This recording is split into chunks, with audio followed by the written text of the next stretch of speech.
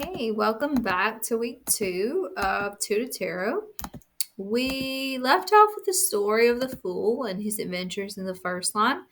And then now we're going to talk about these first cards, each of these first cards individually. And so we're starting with the Fool and we'll go through the Chariot.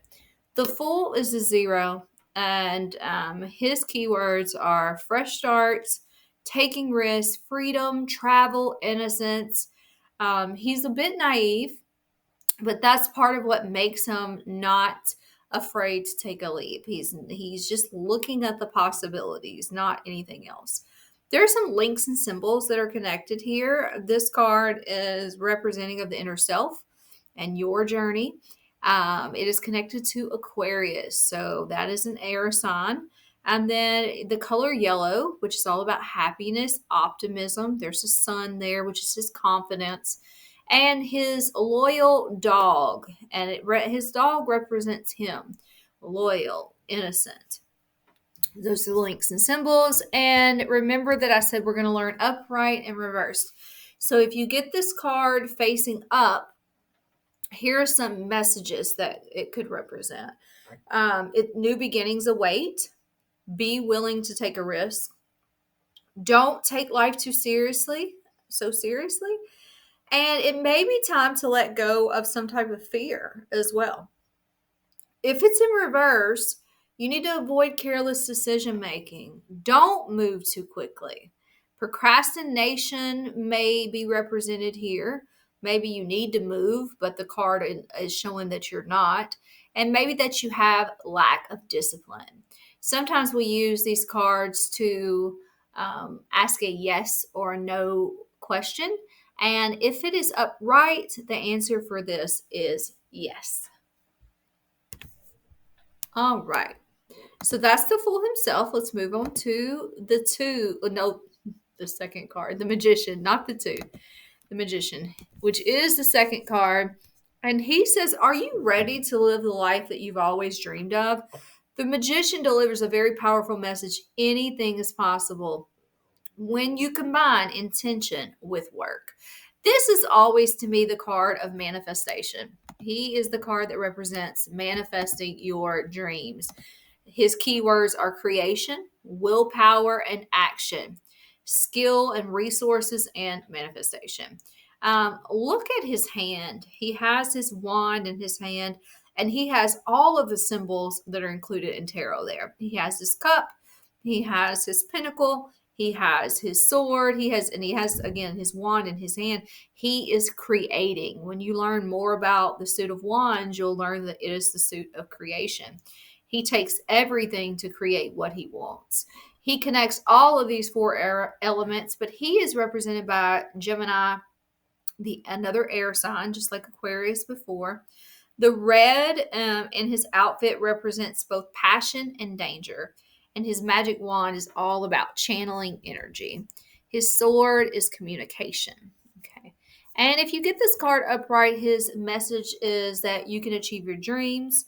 Focus your will for success. So this is a doing card.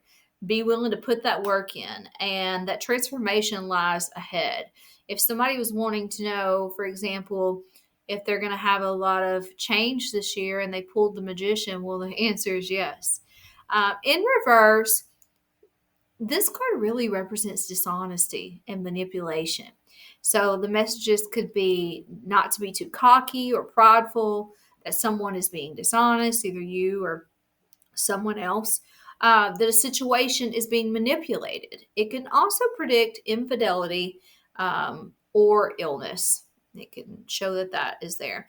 If you get the card upright, then the answer is usually yes. All right. So for your next card, we have Madam Empress. Oh, High Priestess. Look, I keep getting off. I promise I know these cards. I was looking at the 3, the Empress, but we're still in the 2. So the High Priestess is all about your higher self. Are you listening to you? She is the balance between the parts of the mind and the different parts of the mind. So the conscious and the subconscious, listening to your heart to find the answer.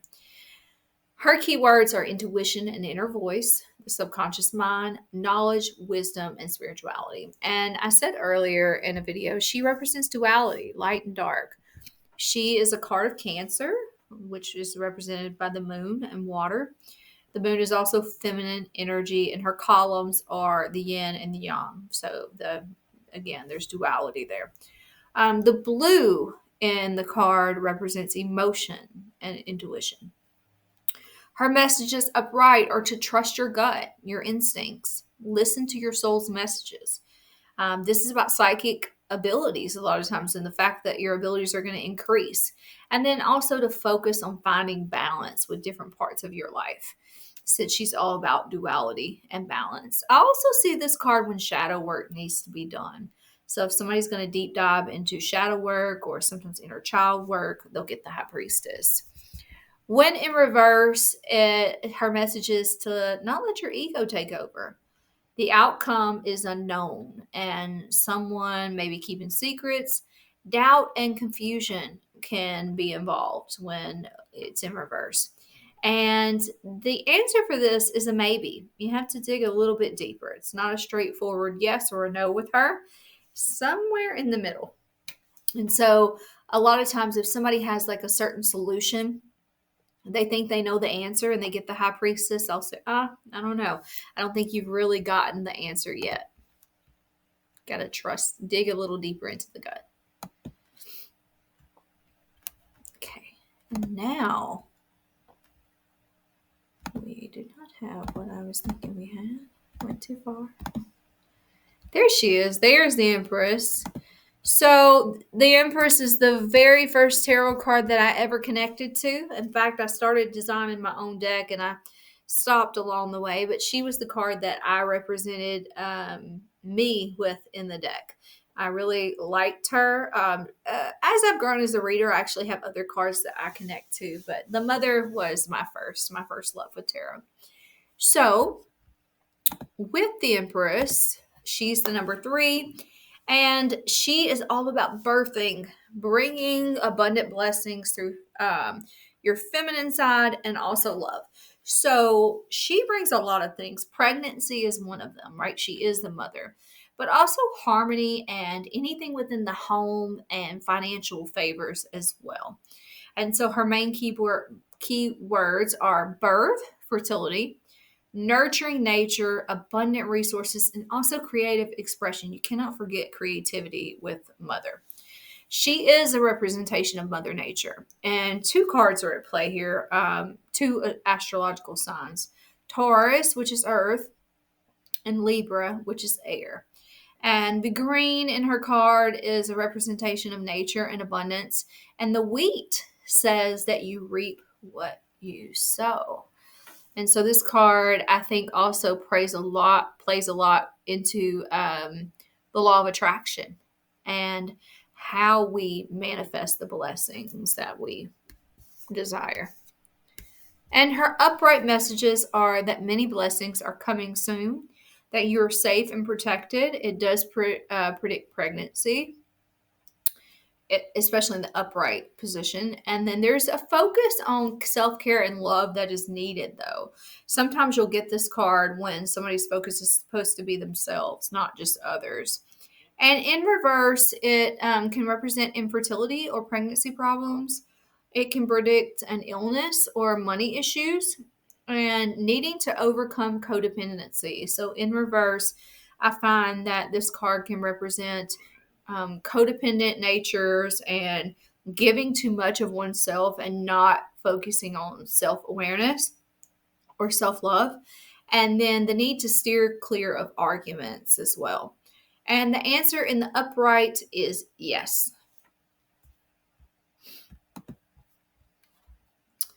After we the Mother, then there is the Father. So the Emperor, he's headstrong and stable. He is a fearless leader, and he's all about power, leadership, and success. He brings that masculine energy, and he rules from a throne of structure and order. He is fatherhood and stability, dependability, ambition, but very practical in nature. And he has an authoritarian vibe, and he's all about control. He represents the planet Mars, which also rules Aries. And so fire is connected here, and you can see that through his red. But gray, the gray in the card represents being formal and very conservative. He is prepared and courageous, as his armor shows, and his beard shows his wisdom and experience. He's ruling from those. And with the upright, the messages that we see is that you should use a logical approach, practice grounding techniques. You need to follow through with your plans, and self control is really important when you get the Emperor. If it's in reverse, you need to loosen your need for control. Okay. More self discipline. It can represent bullying behavior and ego issues, either for the person you're reading for or somebody in their life, and daddy issues that need to be addressed as well. Yes, no, or maybe. It's a yes, especially if you're talking about money and career questions. When it comes to love, or other areas, relationships, not as much of a yes for me. It just really depends on the question. But for questions about money and career, the upright is usually a yes. All right, the Hierophant. So this is my least favorite Major Arcana card. And I'm not sure why. I just don't vibe with this card. Maybe you do. I've had people in past classes say this is their favorite. When you take this class in person or in my online Facebook group, we have discussion questions every week, and I'll ask, what's your favorite? And people seem to really like this card. And you would think, as a teacher and somebody in a happy marriage, that this would be a card that I like, but I don't know. He's a little confusing to me, but he does ask, are you ready to level up? He encourages us to seek divine wisdom, to learn something new. So, especially with a mentor. So, if somebody were to come to you and ask, should I go back to school? And this card comes up, it's a yes. His main keywords are tradition and teaching, marriage and commitment, strong beliefs and values, and divine guidance. The links to this card are Taurus. Taurus card represents the earth. Again, we have gray, which is formal and conservative, just like with the card before. The column shows his boundaries, and the staff is the call to be a leader. He symbolizes a spiritual God, and so this is often called the card of the mentor. His upright messages are to consult wise counsel, not just counsel, wise counsel, to focus on core values as you make decisions, and to seek knowledge and education. It can also predict a marriage. So if somebody's wanting to know if their boo is going to propose and you get the Hierophant, that's an indication of yes. But in the low vibe, we have wrong decisions, being misled by somebody, needing to avoid abusive and judgmental people, and that it's a time to change things up, to shake up and challenge traditions, not to be so traditional about things, but to kind of march to your own drum, so to speak. And here we also have a maybe. With this card, if you're asking yes or no, and then you need to seek counsel outside of yourself. I sometimes find that this is a card that represents not really being able to trust your own wisdom, but needing to get opinions from others, including your spirit guides. It doesn't just have to be human beings. All right, the Lovers. I called them the 7 earlier, but they're not. They're the 6.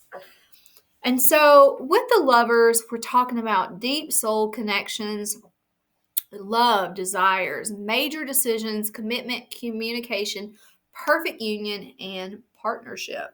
They symbolize balance, and they symbolize the forces being balanced. They're represented by Gemini, which is air sign. The red is the passion and the love. The nakedness, their nakedness is about their honesty and openness with each other. But the snake, This is a very biblical based card, as you can see, because there's the tree. Um, the snake represents, it warns against temptation. Okay.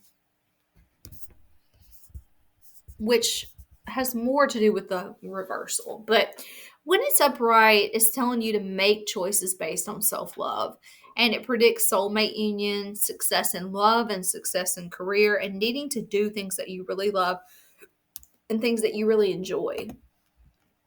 Those are all messages of the 6.